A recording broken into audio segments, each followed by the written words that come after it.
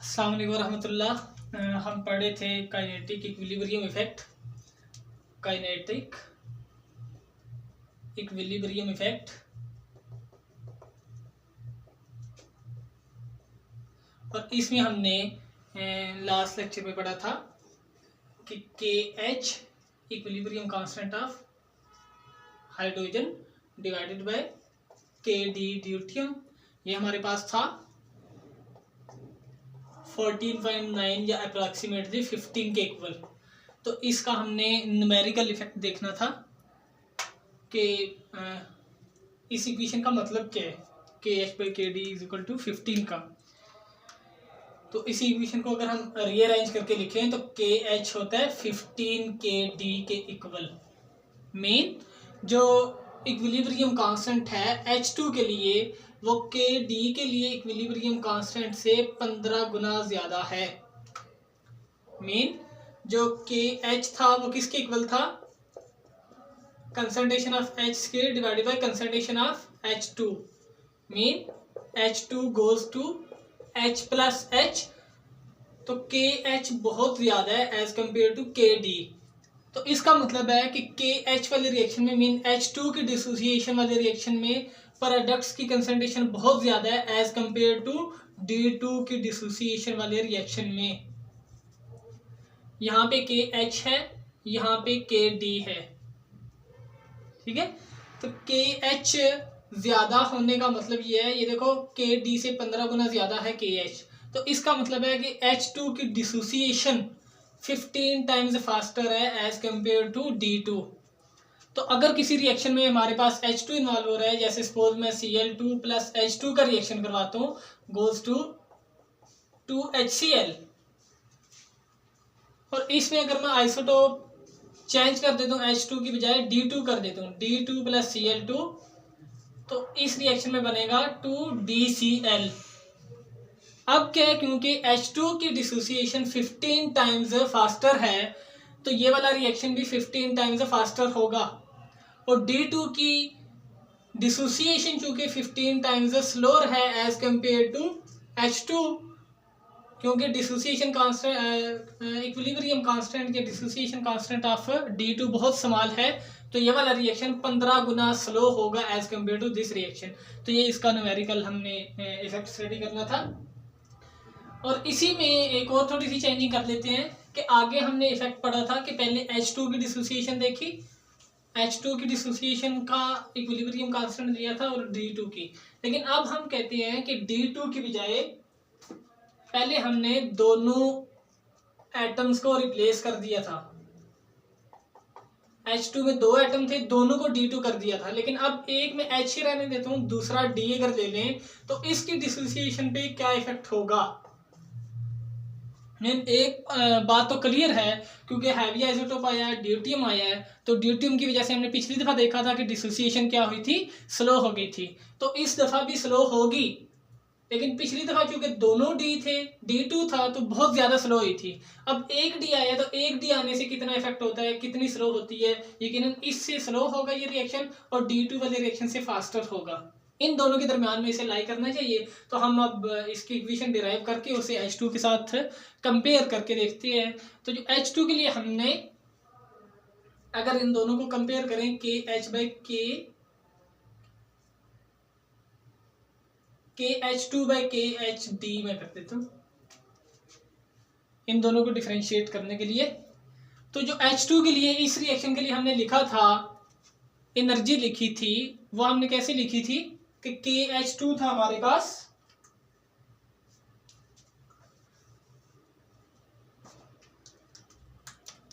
KH2 था partition function rotational 2 pi MH, क्योंकि पहले ऊपर प्रोडक्ट्स आते थे, वो पिछली वीडियो में हमने देखा था कि कैसे ये इक्वेशन लिखते हैं, 2 pi MH KT by H square, और इसकी पावर थी 3/2। और चूंकि 2H थे, तो दोनों H के लिए अलग अलग से जब लिखेंगे तो multiplied by 2 pi mass of hydrogen KT by H square, और इसकी पावर 3/2 डिवाइडेड बाय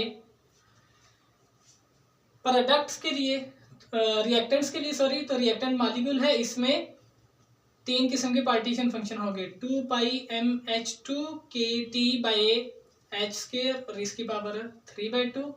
ये हमारा आया rotational partition function, sorry translational partition function. फिर आएगा rotational partition function 8 pi IH2 KT by H square. फिर आएगा vibrational partition function 1/1 minus exponential minus H new by KT। तो ये हमारे पास H2 के लिए था। तो जब हम इसी को HD के सेंस में लिखेंगे तो उसमें प्रोडक्ट्स HOD हैं। अगर मैं यहाँ पे HD करूँ तो प्रोडक्ट HOD है, तो एक दफ़ा तो ये H he mess of H रहेगा, दूसरी दफ़ा MH की बजाय MD बन जाएगा। और रिएक्टेंट्स में H2 की बजाय क्या आया हमारे पास, HD आया, तो एक दफ़ा मैस ऑफ HD, फिर moment of inertia of HD, और ये इसी तरह से आ जाएगा। अब अगर हम दोनों को डिवाइड करें, दोनों इक्वेशंस को अगर हम डिवाइड कर लें, KH2 डिवाइडेड बाय KHD,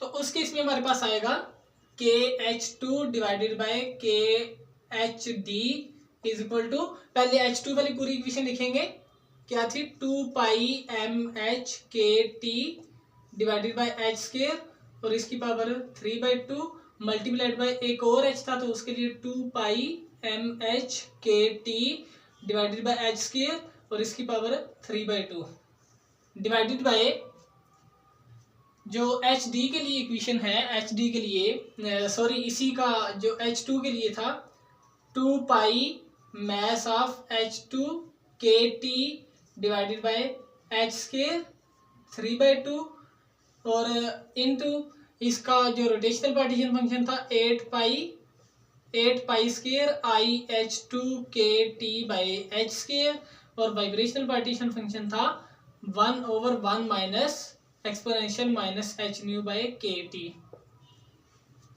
और एक चीज हमने मिस की थी कि इसके साथ हम लिखते होते हैं exponential minus delta E by KT भी, ठीक है। तो जो H2 की डिसोसिएशन एनर्जी थी, H2 की डिसोसिएशन एनर्जी हमारे पास थी 431.6 किलो जूल पर मोल, ठीक है। तो इसे हम आखिर पे लिख लेंगे वैसे एक्सपोनेंशियल वाले फैक्टर को, जब हम दोनों इक्वेशंस को डिवाइड कर देंगे तो एम पे ये लिखते हैं। दूसरा हमने लिखना है KHD की वैल्यू। तो KHD की वैल्यू कैसे आएगी कि इस पूरे के साथ डिवाइड होगी, जैसे यहाँ पे सपोज KHD है तो यहाँ पे H plus D divided by D2 HD आएगा। तो जब हम इसे रीअरेंज करेंगे तो ये वाली टर्म इधर ऊपर जाके मल्टीप्लाई हो जाएगी और ये इसका न्यूमरेटर इसके डिनोमिनेटर के साथ मल्टीप्लाई हो जाएगा। तो जो HD वाली टर्म थी वो हम लिखते हैं, HD वाले के न्यूमरेटर इधर आएगा और HD वाली टर्म का डिनोमिनेटर इस न्यूमरेटर के साथ आएगा।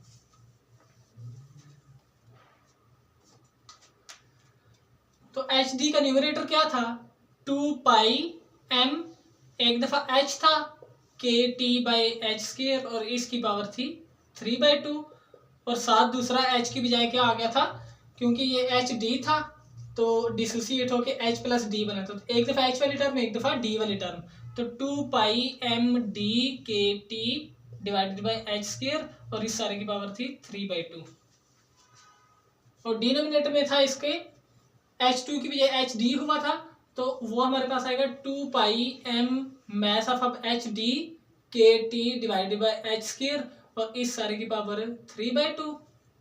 फिर इसका rotational partition function 8 pi square IHD KT divided by H square, और इसका वाइब्रेशनल पार्टीशन फंक्शन HD का, तो वो दोबारा 1/1 minus exponential minus H new by KT।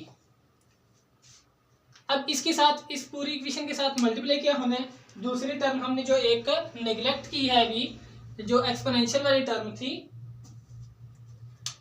Multiply इसके साथ मल्टीप्लाई क्या होना है, एक्सपोनेंशियल जो H2 के लिए था वो H2 की हमारे पास डिसोसिएशन एनर्जी थी -431.6 किलो जूल पर मोल, या पर मोल हम इस तरह लिख लेते हैं, mole inverse divided by RT।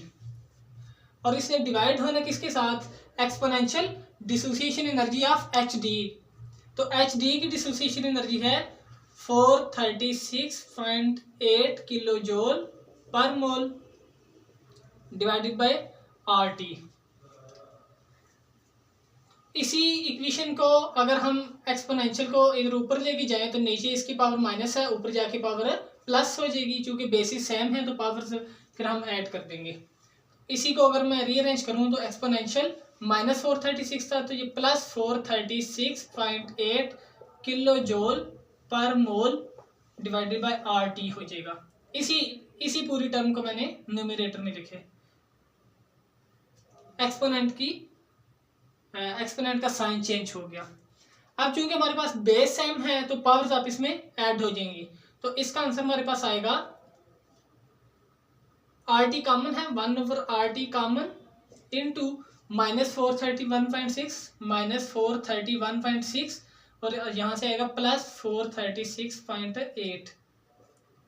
तो इसे अगर सॉल्व करें तो हमारे पास आएगा एक्सपोनेंशियल प्लस माइनस और 436 में से 431 निकालेंगे तो हमारे पास आ जाएगा एक्सपोनेंशियल 5.2 किलो जूल पर मोल डिवाइडेड बाय RT। ठीक है, तो इस सारी टर्म को सॉल्व करके हमारे पास ये आंसर आता है, और इसी को हम फर्दर सिंप्लीफाई करके एक ही दफा उस इक्वेशन के साथ मल्टीप्लाई कर देते हैं और फिर इक्वेशन को सॉल्व कर लेंगे। एक्सपोनेंशियल 5.2 किलो जूल था, तो मीन 5.2 मल्टीप्लाई किलो की बजाय 10⁻³ जूल पर मोल डिवाइडेड बाय R की वैल्यू जूल पर मोल में लिखेंगे तो वो होती है 8.3143 joule per kelvin per mole multiplied by temperature, room temperature 298 kelvin. तो यहाँ से केल्विन इस पर केल्विन से कट जाएगा, जूल से, और पर मोल से कट जाएगा, तो बाकी बचेगा एक्सपोनेंशियल 5.2 को 10⁻³ से करेंगे तो ये हमारे पास 5200 डिवाइडेड बाय 8.3143 को मल्टीप्लाई करेंगे 298 के साथ, 298 से, तो हमारे पास आंसर आता है 2477.6। और अगर इन दोनों को मल्टीप्लाई करें 5200 डिवाइडेड बाय 2477.6 तो हमारे पास आंसर आएगा 2.098, एक्सपोनेंशियल 2.1 ऑलमोस्ट। और अगर इसे सॉल्व कर लें एक्सपोनेंशियल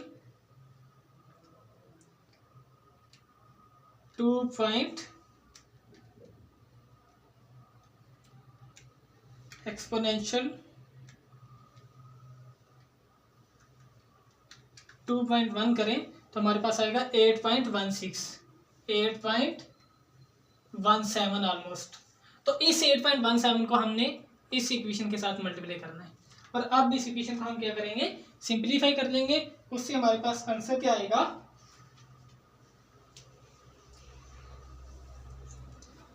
अगर हम वापस अपनी ओरिजिनल इक्वेशन पे जाएं तो यहाँ से 2πmhkt डिवाइडेड बाय h² और 2πmhkt डिवाइडेड बाय h² और पावर इसकी भी 3/2, इसकी भी पावर 3/2, तो ये पूरी टर्म्स आपस में कैंसिल हो जाएंगी। इसी तरह 1/1 माइनस एक्सपोनेंशियल माइनस h/kt, और ये दोनों टर्म सेम है, ये दोनों आपस में कैंसिल हो जाएंगी।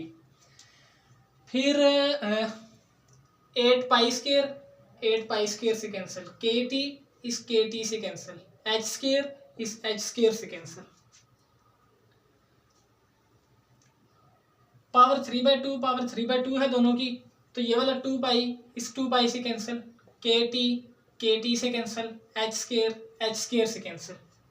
यहाँ पे भी सेम है, पावर 3/2 है दोनों की, तो 2π से कैंसिल, kt से कैंसिल, h² से कैंसिल। तो हमारे पास बाकी क्या बचेगा, kh2 divided by khd is equal to,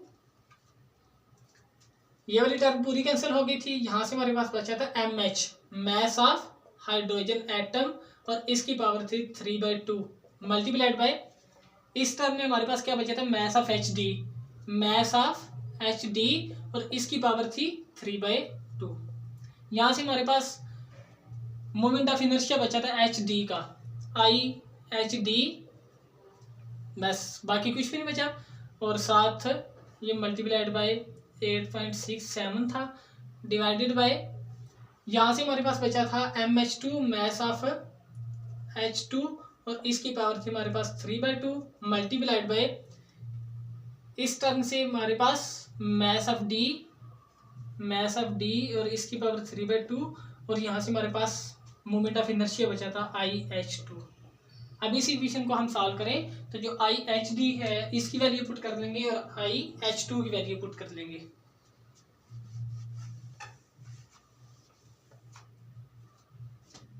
अगर इसी इक्वेशन को हम सॉल्व करें तो हमारे पास क्या आएगा, मैस ऑफ H MH की पावर 3/2 मल्टीप्लाइड बाय MHD की power 3/2 divided by mass of H2 की power 3/2 multiplied by mass of deuterium की पावर 3/2 मल्टीप्लाइड बाय, अब मोमेंट ऑफ इनर्शिया HD का किसके इक्वल होता है, मोमेंट ऑफ इनर्शिया इक्वल होता है reduced mass multiplied by R square और रिड्यूस्ड मास होता है m1 m2 divided by m1 plus m2 के equal multiplied by R square. तो HD में m1 क्या है, H और D में सपोज हम इसे m1 रख लेते हैं, इसे m2 रख लेते हैं, इसे एटम 1 और इसे एटम 2 कंसीडर करें तो m1 H के इक्वल आ जाएगा मैस ऑफ H, m2 की बजाय मैस ऑफ ड्यूटियम, तो IHD की बजाय क्या आ जाएगा, mass of hydrogen multiplied by mass of deuterium divided by mass of hydrogen plus mass of deuterium multiplied by R square. और फिर आगे IH2, तो IH2 के लिए हम क्या लिखेंगे, मल्टीप्लाइड बाय, अब इसका numerator mass of H multiplied by mass of H और यहाँ पे mass of H plus mass of H multiplied by R square. R square denominator में आएगा इसके, क्योंकि ये डिनोमिनेटर में था तो ये पावर जब ये रिवर्स होगा तो MH प्लस MH ऊपर चला जाएगा और ये वाली सारी टर्म नीचे रह जाएगी। अब आर स्क्वायर क्या है, आर स्क्वायर बॉन्ड लेंथ है, HH की या HD की बॉन्ड लेंथ है, तो इंटरन्यूक्लियर डिस्टेंस या बॉन्ड लेंथ तो आइसोटोप चेंज करने से चेंज नहीं होती, हम उसे ऑलमोस्ट कांस्टेंट कंसीडर करते हैं, तो आर स्क्वायर दोनों इक्वल होंगे तो ये आप इसमें कैंसिल हो जाएंगे। बाकी इक्वेशन को सिंपलीफाई करने से इन सब की पावर 3/2 है तो सबको आप इसमें मल्टीप्लाई कर दो और पावर कॉमन ले लो, MH multiplied by MHD divided by MH2 multiplied by MD और सब की power 3/2 multiplied by mass of hydrogen mass of deuterium divided by mass of hydrogen plus mass of deuterium multiplied by mass of hydrogen plus mass of hydrogen, तो ये 2MH divided by यहाँ पे MH square, mean MH multiplied by MH, हम इसे अगर लिख लें तो ये वाला MH इस MH के साथ कैंसिल हो जाएगा, ये वाला MH इस MH के साथ कैंसिल हो जाएगा, तो बाकी जो टर्म बचेगी वो हमारे पास बचेगी MH multiplied by MHD divided by MH2 multiplied by MD सारे की पावर 3/2 मल्टीप्लाइड बाय, ये 2 इसके साथ सबके साथ मल्टीप्लाई हो रहा है MD divided by MH plus MD। अब इन सारे वैल्यूज को अगर पुट करो तो हमारे पास आएगा 2 इंटू मैस ऑफ हाइड्रोजन कितना है 1 multiplied by mass of HD कितना है, हाइड्रोजन का 1 ड्यूटियम का 2 तो 2 + 1 3 divided by mass of H2 molecule कितना है 2 multiplied by mass of deuterium कितना है 2 और इस सारे की power 3/2 multiplied by mass of deuterium कितना है 2 divided by mass of hydrogen 1 plus mass of deuterium 2 तो 1 + 2 3। इस सारे को अगर सॉल्व करें तो हमारे पास आएगा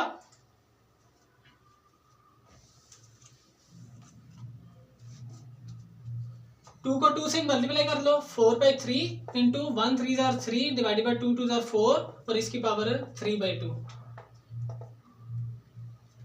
तो हमारे पास आ जाएगा 4 divided by 3 into 3 divided by 4 की पावर 3/2। तो आंसर हमारे पास आता है 0.866। 0.866। और एक चीज जो हमने मिस की है, वो हमने जो एक्सपोनेंशियल वाली टर्म का आंसर आया था हमारे पास, वो था 8 पॉइंट समथिंग था, तो उसके साथ इसे मल्टीप्लाई भी करना था। 8.1 शायद कुछ इस तरह से आया था। तो 0.866 को मल्टीप्लाई करना है 8.1 के साथ, तो ये हमारे पास आएगा 7.0। और ये हमने फाइंड क्या किया था, KH2 डिवाइडेड बाई KHD। और इस इक्वेशन का मतलब क्या है, इसका मतलब ये है कि हमारे पास KH2 है डिसोसिएशन कांस्टेंट, ये इक्विलिब्रियम कांस्टेंट H2 के लिए वो 7 टाइम्स है इक्विलिब्रियम कांस्टेंट ऑफ HD के। मीन HD की डिसोसिएशन बहुत स्लो है एज कम्पेयर टू H2। जब हमने H2 और D2 का कंपैरिजन किया था तो वो आया था 15 मल्टीप्लाइड बाई KD2। जब D2 की बजाय हमने HD लिया तो ये 7 टाइम्स ज़्यादा है। मेन हाइड्रोजन की डिसोसिएशन HD से स्टिल ज़्यादा है, लेकिन अब मैग्नीट्यूड कम हो गया है। अगर हम H2 की डिसोसिएशन देखें और उसके बाद HD की डिसोसिएशन देखें, एक H की बजाय एक D लगा दें, तो इस वाले की डिसोसिएशन 7 टाइम्स लेस हो जाएगी। मीन इसकी डिसोसिएशन का रेट 7 गुना ज़्यादा होगा as compare to dissociation of this. ठीक है। तो अब अगर मैं किसी एक रिएक्शन में, जैसे आगे हमने पढ़ा था H2 plus Cl2 goes to 2HCl, तो इसकी बजाय में HD plus Cl2 goes to HCl plus DCl करूं, तो ये वाला रिएक्शन 7 गुना स्लो होगा as compare to this reaction.